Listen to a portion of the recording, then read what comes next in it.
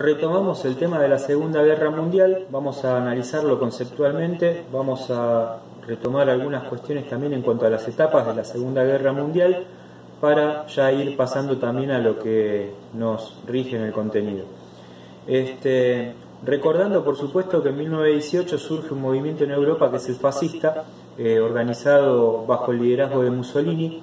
Ese movimiento fascista es un movimiento de masas, como digo siempre, muy distinto al que se vivía en la Argentina como movimiento de masas, y que tiende a ser de un ultranacionalismo bastante particular, que nosotros ya vimos cómo se fue gestando, ¿no? ese nacionalismo, y por supuesto cómo fueron surgiendo las ultraderechas en Europa.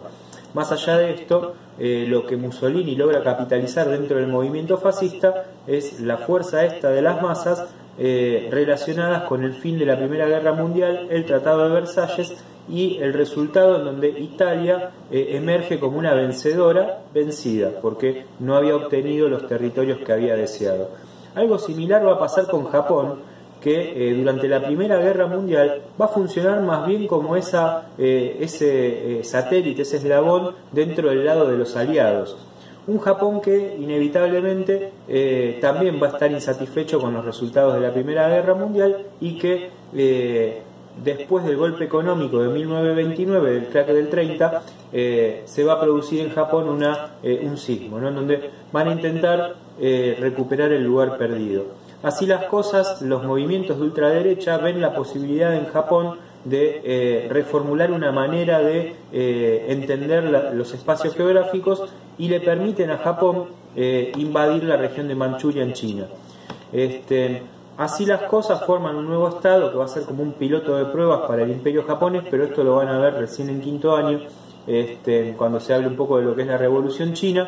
Pero esto genera incluso la cercanía de Japón a la política nazi. Dentro de este marco tenemos que recordar también la figura de Mao, o mejor dicho, van a ver la figura de Mao más adelante en el tiempo, en donde el comunismo por primera vez hace una alianza con las fuerzas nacionalistas. Habrá que entender qué es lo nacionalista de esto, para poder contrarrestar al imperio japonés. Bueno, esto después, como decía, lo van a retomar, pero no quería dejar pasar por alto esta parte de donde viene también Japón, ¿no? Japón entonces se va a unir a lo que es el eje. En realidad surge de una alianza también que se da a la que es invitada Italia, que tiene que ver con la persecución a los anticomunistas. En ese marco, la Segunda Guerra Mundial también se transforma en una consolidación de ideas de ultraderecha que atentan, por supuesto, o que intentan atentar contra el comunismo, que es parte este enfrentamiento de lo que vamos a ver después con la Operación Barbarroja.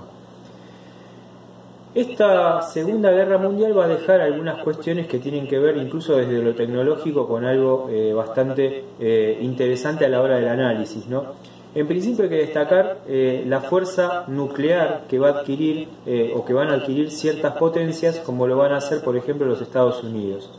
Einstein, que había sido un gran recomendador de las avanzadas nucleares, en realidad después va a decir: una de las peores cosas que pude decir es que había que utilizar lo nuclear, ¿no? para la guerra.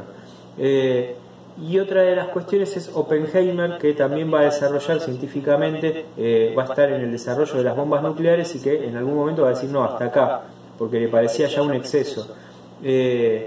Bueno, Oppenheimer va a ser echado del plan y después se va a retomar directamente desde el Estado norteamericano. Otra de las cuestiones en cuanto a lo tecnológico tiene que ver con los niveles de comunicación, ¿no? Las mejoras en cuanto a lo que era el sistema de radares, pero también en cuanto a la computarización. Hay una cuestión que tiene que ver con el código Enigma, del cual van a ver la película, que hace que gracias al descubrimiento o descifrar ese código mediante un sistema de computadores, que es el origen de nuestras computadoras actuales, y de fórmulas matemáticas, se pueda desentramar el código secreto de los alemanes. Para eso tienen que pasar muchísimas cosas que, bueno, después se representan muy bien en la película que les voy a dejar y que no quiero spoiler. La película es el código Enigma, justamente. Enigma se le va a llamar a la máquina que va a desarrollar esta tecnología, ¿no? propensada por Alan Turing, que fue uno de los más grandes pensadores científicos de ese tiempo, ¿no? Bueno, la guerra, como decía, va a tener dos etapas. La primera va a ser la avanzada del eje, ¿no? Esta alianza entre Italia, Alemania y Japón sobre los países occidentales. Alemania va a ejercer una presión psicológica sobre Inglaterra, como les contaba el otro día en el Zoom, que tiene que ver con estos bombardeos de los aviones, ¿sí? Del cielo inglés, que intentaba hacer una dominación psicológica del pueblo inglés para que entren en pánico y terminen cediendo al poderío alemán. Hay una cuestión, para eso se necesitaban 24 horas de vuelos constantes tirando bombas sobre la región inglesa, ¿sí? Lo cual no va a cobrar el efecto deseado porque es insostenible. Aparte de todo, en esta guerra librada, ¿no? Entendida desde esta avanzada de la aviación, aparte de eso, los norteamericanos ya están mandando aliados a los ingleses para defender los cielos. Justo estaba diciendo esto de los norteamericanos, se desarrolla fuertemente la industria automotriz también para la guerra, con autos para la guerra, con camiones para la guerra, los tanques de guerra, ¿sí? Entonces ahí aparece otra forma industrial en desarrollo, y que la aviación lo mismo, ¿sí? Dentro de lo que es el desarrollo de la industria. Esa es la primera etapa entonces donde se plantea una dominación del eje, donde Inglaterra parece estar sometida. Inglaterra va a tener entre sus huestes a Winston Churchill, que va a ser el primer ministro inglés y que también va a lograr contener de alguna manera desde lo político esta avanzada alemana. Yo había dicho alguna vez, Inglaterra y Francia curiosamente no ven, digamos, el surgimiento de estas derechas porque entienden que ahí se equilibran las fuerzas con el comunismo, es decir, si los fascistas atacan al comunismo, plan perfecto, el liberalismo sigue erigido como el poder reinante. Bueno, acá en realidad se ponen en contra toda esta idea porque vean lo que está pasando en Inglaterra, ¿no? ¿Cuándo se mete los Estados Unidos? Y acá empieza la segunda etapa de la guerra, cuando le invaden Pearl Harbor, como les contaba el otro día, esta base hawaiana, en donde Estados Unidos tenía una base naval y de aviación también, es invadida por los japoneses que rompen un acuerdo de paz. En realidad, analizábamos la otra vez qué pasaba en la relación Estados Unidos-Japón, por qué se rompe también este tratado de paz y cuál había sido el sometimiento de los japoneses también, y sobre todo luego del crack del 30. La cuestión es la siguiente: invaden por sorpresa a la isla de Hawái, ¿sí? Intentando diezmar la fuerza militar de Estados Unidos y dando un mensaje. El mensaje no sale del todo bien porque Estados Unidos logra de alguna manera defenderse en el aire, no se logra romper con toda la estructura norteamericana y por consiguiente aparece esa famosa frase que dice: despertamos al gigante dormido, que era Estados Unidos, ¿no? Que no se quería meter en la guerra, parecía, pero ya estaba mandando soldados a Inglaterra, que ya no se quería meter en la guerra, parecía, pero evidentemente ya estaba gestando algo inevitable, como le había pasado a Wilson con la Primera Guerra Mundial, que era tener que participar. Mientras tanto, Inglaterra con Churchill sosteniendo y conteniendo la avanzada de los nazis en Europa. Mientras tanto, Stalin, ¿sí?, que ya estaba pensando en mudar toda una ciudad que era la de Moscú, realizar un éxodo porque los nazis se venían con todo en Europa, y Rusia era uno de los objetivos. Se había roto ese famoso tratado inicial entre Hitler y Stalin, que ya nacía de una cuestión antagónica. Entonces entendemos esta Segunda Guerra Mundial también como un sistema de alianzas roto, ¿sí?, en donde vemos que la única alianza que se sostiene, por cierto, es la del eje. Un eje en donde no participa Franco, ¿sí?, que esto ya lo dije varias veces, que se mantiene un poco ahí jugando de costado. En definitiva, en esta segunda etapa, luego de la invasión de Pearl Harbor, Roosevelt va a dar un discurso muy importante en el Congreso, y Estados Unidos se lanza a la Segunda Guerra Mundial, y así la sociedad norteamericana le dedica su tiempo, su esmero a esta guerra en donde se van a perder muchos hombres y mujeres también. charlamos un poco el otro día del rol preponderante de las mujeres, no lo vamos a tocar ahora porque ya lo estuvimos charlando, después lo vamos a retomar igualmente. Hay una mujer participando incluso del desciframiento de los códigos nazis, que es el código Enigma, que también cobra muchísima fuerza y relevancia. La ciencia también al servicio, o mejor dicho, la mujer también al servicio de la ciencia y generando ciertos cambios intelectuales en el mundo. Así, luego se va a producir el día D, en una discusión mediante y después en una alianza mediante entre Churchill, Roosevelt y en lo posterior Stalin, en estas famosas convenciones de estas tres visiones totalmente distintas del mundo. Se logra un sistema de alianzas también que ahora sí no se va a romper y que va a seguir rumbo hacia la victoria de 1945/1946, porque la industria nuclear se viene desarrollando con tal énfasis que Estados Unidos le va a poner 2 bombas a Japón en el 46 y eso definitivamente va a marcar el final de la Segunda Guerra Mundial. Como decía Roosevelt, en Estados Unidos no va a cargar solamente con el desarrollo del crack del 30, o mejor dicho, del mejoramiento del crack del 30. Roosevelt va a cargar en su espalda también con la Segunda Guerra Mundial. Sin embargo, y esto es a consideración personal mía, no es Estados Unidos el gran ganador de la guerra. Hay que pensar primero que Inglaterra ya estaba conteniendo esta avanzada, Francia estaba casi derrotada, y por el otro lado Rusia, que contiene al ejército alemán que intentaba invadir esta región. Y como dije, Stalin va a tener 2 etapas también: la etapa del miedo, donde parece que se raja, y la etapa de la vuelta a plenitud de la guerra, en donde vuelve a atacar Rusia al ejército alemán, en donde Stalin también le pide a Roosevelt la participación. Le dice: bueno, ¿cuándo vas a mandar las fuerzas que en estas convenciones que se iban haciendo entre los 3 grandes, como les van a llamar, Roosevelt, Churchill y Stalin? Roosevelt se va a volver el líder de toda esta convención. ¿Cuándo me vas a mandar las fuerzas prometidas en las convenciones? Bueno, Roosevelt finalmente envía el desembarco a Normandía, mientras los rusos venían conteniendo a los alemanes desde mucho tiempo atrás, ¿sí? Entonces ahí viene la cuestión de por qué Rusia se va a transformar en la gran ganadora de esta contienda. El desembarco en Normandía, como decía, tiene 2 visiones. Una es la de Churchill, que pareciera ser, según algunos historiadores, no quería ese ataque a Normandía porque era un suicidio. De hecho lo fue. Normandía fue una de las masacres más grandes, pero a la vez una de las victorias más grandes de la Segunda Guerra Mundial, y así empieza el declive y decadencia de la Alemania nazi. Esto es en Francia, ¿no? Lo de Normandía, una Francia tomada, pero que se necesitaba estratégicamente. Después lo que continúa es la avanzada de los norteamericanos hacia lo que va a ser también la toma de Italia, lo que va también a conllevar a los rusos. ¿Qué pasa con los rusos? Los rusos no son una fuerza que solamente se dedicó a contrarrestar el poder de los nazis en Alemania y en lo posterior Italia. Los rusos también acometen ciertas atrocidades que hay que mencionar: la violación de mujeres, la matanza indiscriminada de personas, la fuerza violenta con la que ejercieron el poder los rusos, ¿no? Desde lo que era la centralización o el totalitarismo también de Stalin. Entonces esto hay que tenerlo también en cuenta. ¿Qué pasa con la civilidad? Una cosa es que la política decida una guerra y otra cosa entonces es ver qué pasa cuando la avanzada política militar ejerce la fuerza sobre los civiles. ¿Qué pasa con eso? ¿Sí? ¿Y qué pasa con esta falta de derechos que a veces aparece también en estas cuestiones?